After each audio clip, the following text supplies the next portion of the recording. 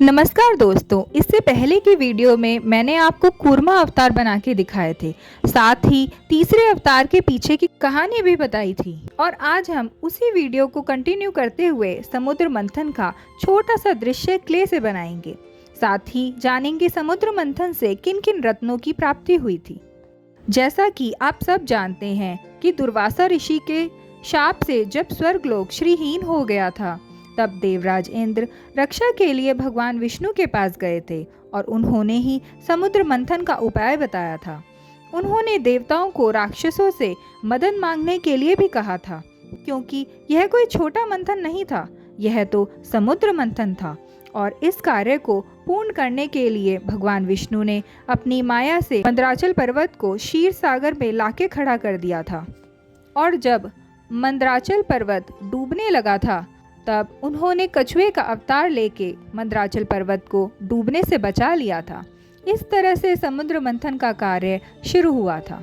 किंतु क्या आप जानते हैं कि समुद्र मंथन से कितने रत्नों की प्राप्ति हुई थी? समुद्र मंथन से 14 रत्नों की प्राप्ति हुई थी, जिसमें सबसे पहले आता है हलाहल विष। यह ऐसा विष था जिसको ना देवता ग्रहण कर सकते थे और ना राक्षस। इसीलिए भगवान शिव ने इस विष को पीकर अपने कंठ में ही रोक लिया था। इसीलिए भगवान शिव को नीलकंठ भी कहा जाता है। उसके बाद प्रकट हुई कामधेनु गाय, जो कि कोई आम गाय नहीं थी, यह इच्छा पूर्ति गाय थी और इस गाय को ऋषि वशिष्ठ को दे दिया गया। फिर प्रकट हुए उच्चेश्वरी अश्व। यह एक सफेद उड़ने वाले घोड़ा था जिसके 7 सर थे और यह देवराज इंद्र के वाहन बने।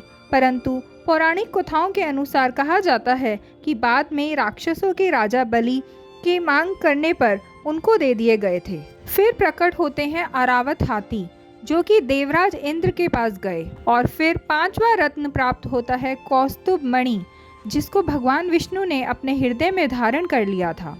फिर प्रकट होते हैं कल्प वृक्ष। यह वृक्ष देवराज इंद्र को दे दिया गया था और बाद में इंद्र ने इसकी स्थापना सुरकानन में कर दी थी।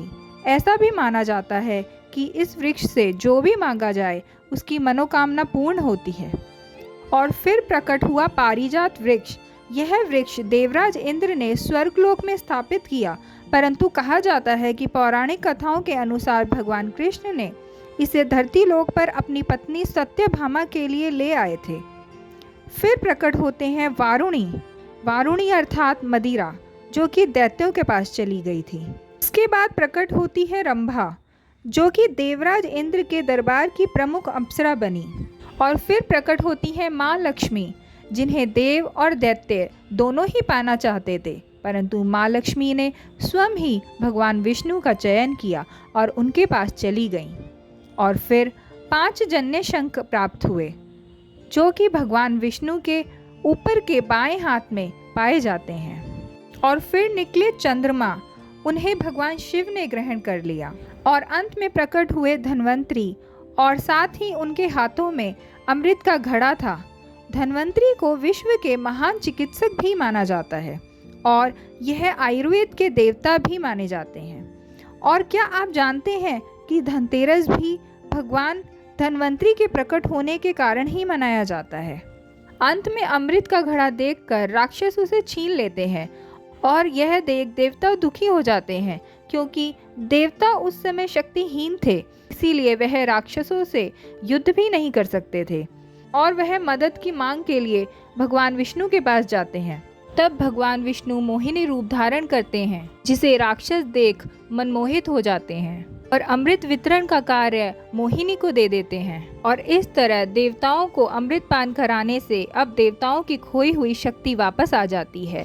आपको समुद्र मंथन की कथा और क्ले आर्ट कैसी लगी, कमेंट सेक्शन में ज़रूर बताना।